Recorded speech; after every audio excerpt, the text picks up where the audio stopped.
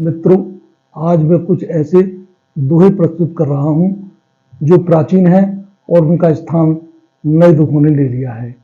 उनके अर्थ आज बदल गए हैं। मैं दोनों प्रकार के दोहों के अर्थ आपके सामने स्पष्ट करूंगा। चलती चक्की देख के दिया कबीरा रोए, द्विपाटन के बीच में साबित बचा न कोई। ये धरती और आकाश दो पार्ट हैं, इनके बीच में जितने भी प्राणी हैं सब एक ना एक दिन समाप्त हो जाते हैं। आज इसके संदर्भ में उल्टा दोहा मैं प्रस्तुत कर रहा हूं। चलती चक्की देख के कबीरा दिया हंसाए, कीली तले जो गए सो कैसे पिस जाए।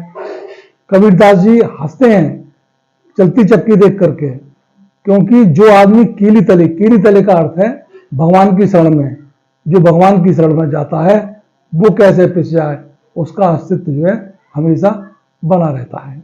दूसरा, जो तो कू कांटा बोए बाय बोए तू फूल, तो फूल के फूल हैं बाको है त्रिशूल।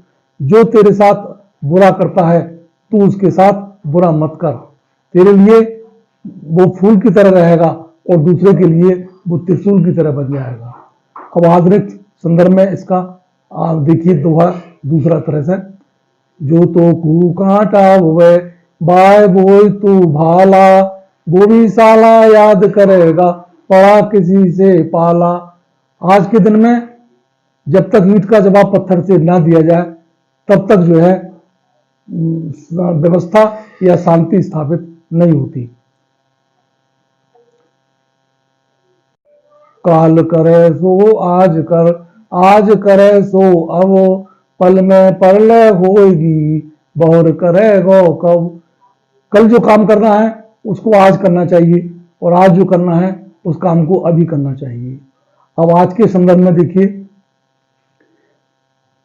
आज करे सो काल करे सो परसों, इतनी भी जल्दी क्या है उम्र पड़ी है बरसों। आज आदमी आलस की वजह से एक काम को टालता है कि जो आज काम करना है उसको कल पर टाल देंगे, कल के काम को आगे के टाल देंगे। ये नए संदर्भ में है।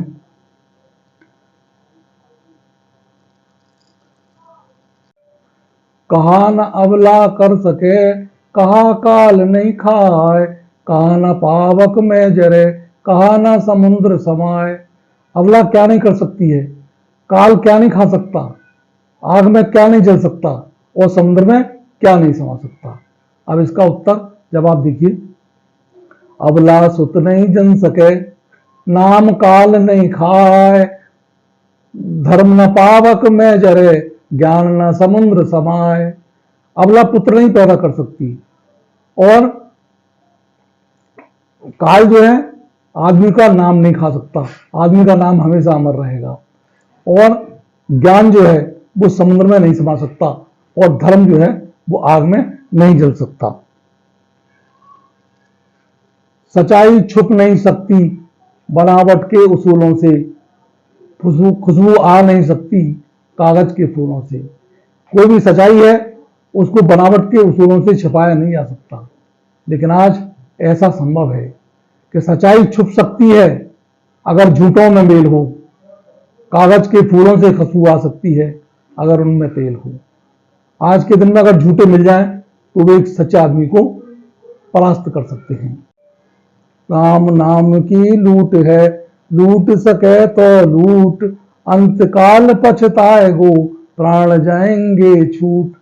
राम नाम की लूट है, जितना हम राम का नाम लेंगे उतना हमारी मुक्ति और उद्धार होगा।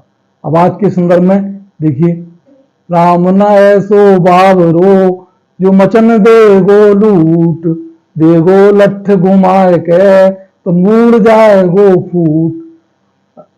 अगला देखिए, चित्रकूट के घाट पे भई संतन की भीड़, तुलसीदास चंदन घिसे तिलक देत रघुवीर।